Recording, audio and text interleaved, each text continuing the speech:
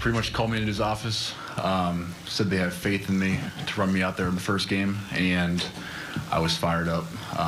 Got up, hugged him, hugged Pete. I was very excited. That's Trey Savage as we have a live look at the city of Toronto this Friday morning. Savage set to continue making his history-making first season with the Blue Jays as tonight's starting pitcher in Game 1 of the World Series against the Dodgers. Let's get more into it. Joining us now, Matt Cauz, TSN 1050 host and co-host of the Matt Cauz podcast. Matt, what an exciting day. And for Trey Savage, for those, maybe we're kind of following the Blue Jays, he has had an amazing year going all the way from single-A ball now to starting Game 1 of the World Series. What do you make of the decision for John Schneider and crew to start him here tonight?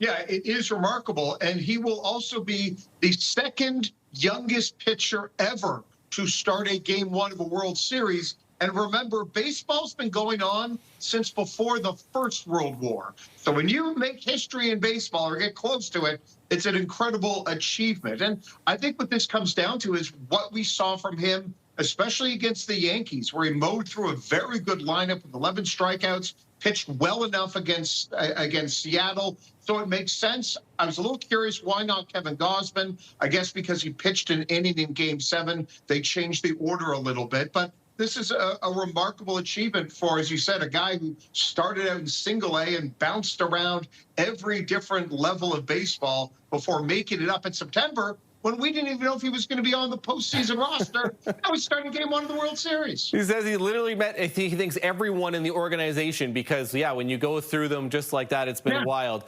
Let's talk about tonight's game in particular, too. Or, sorry, you know what? Before we get to tonight's game, we're going to find out at 10 a.m. Eastern if Bo Bichette is on this World Series lineup. I think the expectation he is going to be. What role he plays early in this series is still to be seen. He was taking some ground balls at second in the workout yesterday. Should he be there? How do you see this playing out? Because, him getting back into the lineup, he can't just DH because that just makes George Springer, he has to play in the field as a result. So what do we think? How does this play out?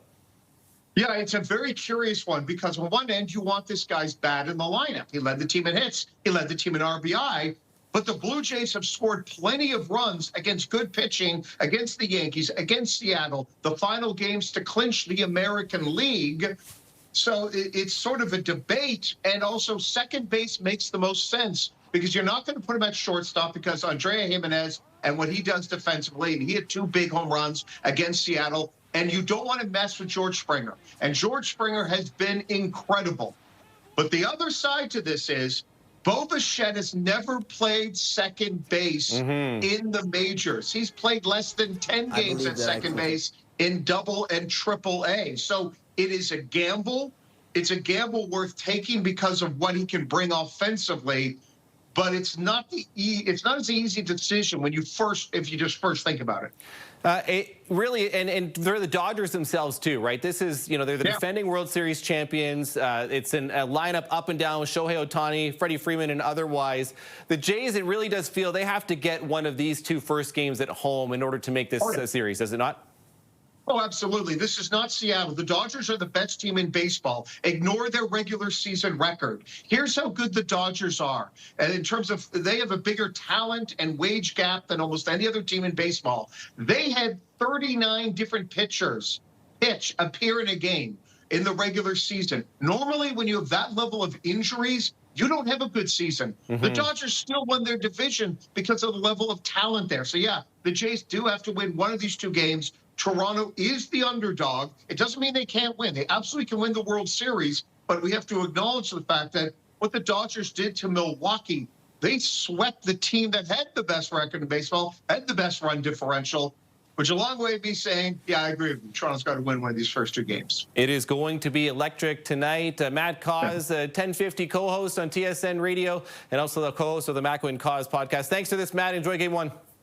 Absolutely. Take care.